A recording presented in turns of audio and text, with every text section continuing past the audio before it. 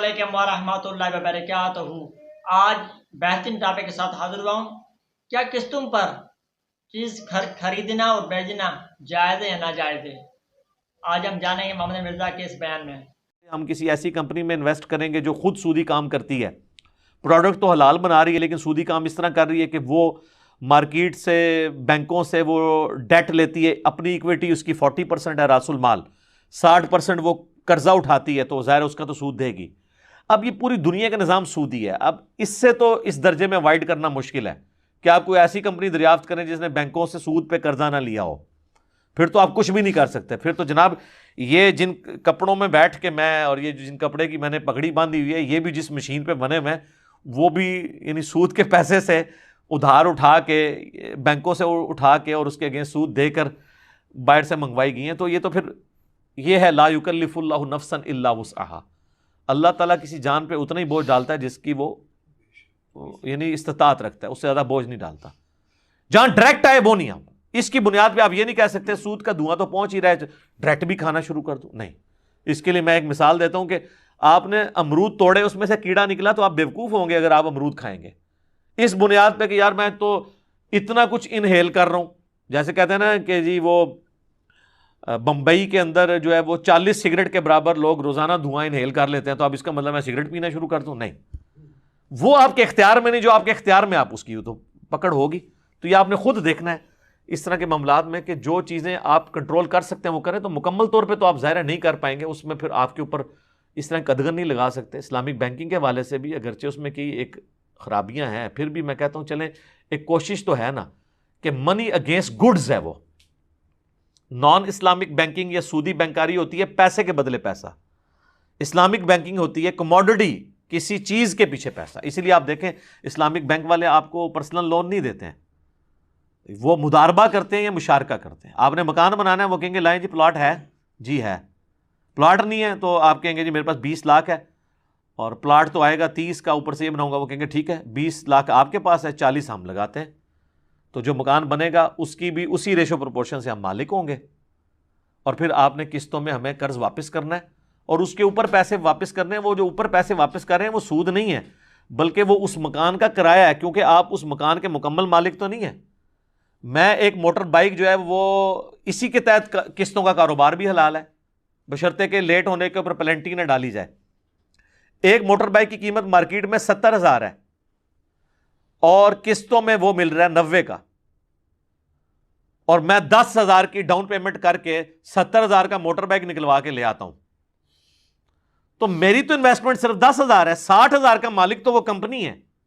تو اس motor bike کو جو میں استعمال کروں گا وہ تو میں صرف 10,000 کا مالک ہوں، 60,000 کی کمپنی ہے، تو اس موٹر بائک کا کرایہ نہیں میں دوں گا، وہ کموڈٹی انوالو ہوگی نا، تو سود ختم ہو گیا۔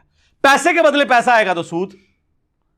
بڑی آسان مثال سے آپ کو سمجھاتا ہوں، آپ کا 40 لاکھ کا مکان ہے، اس پہ آپ 10,000 کرایہ لیں حلال، کسی کو 40 لاکھ دے کے 10,000 روپیہ مہینہ لیں حرام۔ آپ کے کان تو ایسے ہی پکڑا ہے، بات تو وہی ہے، نہیں۔ اس کا جواب پھر اللہ تعالیٰ نے سورۃ البقرہ میں دیا ہے، احل اللہ البیع وحرم الربا۔ وہ کافر بھی یہی کہتے تھے کہ سود اور تجارت تو ایک طرح ہے، تو اللہ نے فرمایا اللہ نے تجارت کو حلال کیا ہے اور سود کو حرام کیا ہے۔ وہ تجارت اسی قسم کی ہوا کرتی تھی، اور یہ سلطنت عثمانیہ کے ختم ہونے تک یہ تجارت جاری تھی، جس میں آپ جو ادھار کی چیز ہے اس کو تھوڑا مہنگے داموں خریدیں گے اور نقد جو ہے وہ کم داموں۔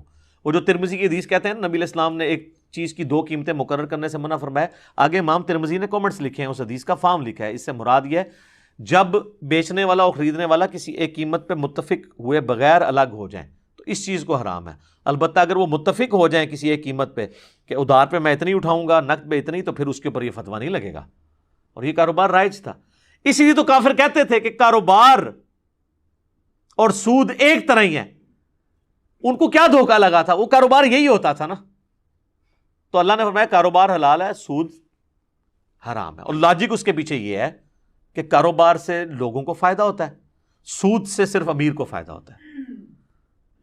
آپ کی 40 لاکھ کی گاڑی ہے، آپ اس کو رینٹ کار پہ چڑھاتے ہیں، ڈرائیور کی نوکری کھلے گی، گاڑی پنکچر ہوگی تو پنکچر والے کی نوکری کھلے گی، پیٹرول پمپ اس کے ساتھ وابستہ ہوں گے، جو لوگ ٹریول کریں، کتنے لوگوں کو فائدہ ہو رہا ہے، کتنے لوگوں کا روزگار اس سے جڑا ہوا ہے.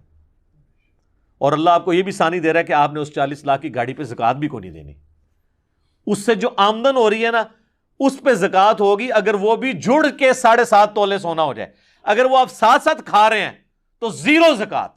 جس طرح اسلام آباد میں کہتے ہیں کروڑ پتی غریب ہیں، F7 میں 10 15 کروڑ کی کوٹھیاں ہیں، 2 کوٹھیاں ہیں، ایک کوٹھی کے 2 پورشن ہیں، نیچے میں مالک رہتا ہے، اوپر والی کوٹھی 1.5 لاکھ روپے 2 لاکھ روپے کرائے پہ دی ہوئی ہے، اسی 2 لاکھ سے نیچے والوں کا خرچہ چلتا ہے، خود وہ کچھ بھی نہیں کر رہے. اب مالک کروڑوں کے ہیں، زکوٰۃ بھی ان پہ کوئی نہیں، اگرچہ ان کی مہینے کی کمائی 2 لاکھ ہے لیکن وہ جڑ تو نہیں، ساتھ ساتھ خرچ ہو رہی ہے. تو کاروبار کی برکت دیکھیں، یہ کاروبار ہے کہ اللہ تعالیٰ نے آپ پہ کوئی بھی اس طرح کی قدغن نہیں لگائی ہوئی ہے، کیونکہ پیسہ رننگ میں آ جاتا ہے. تو اسلام کی یہ خواہش ہے، جو پارہ نمبر 28 میں بھی اللہ تعالیٰ نے مال فے کے بارے میں ڈسکس کیا، یہ نہ ہو کہ صرف امیروں میں ہی مال گھومتا رہے، غریبوں میں بھی آنا چاہیے. تو کاروبار زندگی کے ساتھ چونکہ چیزیں جڑی ہوئی ہیں، لوگوں کے فائدے، اس لیے اللہ تعالیٰ نے کاروبار کو حلال کیا ہے اور سود کو حرام.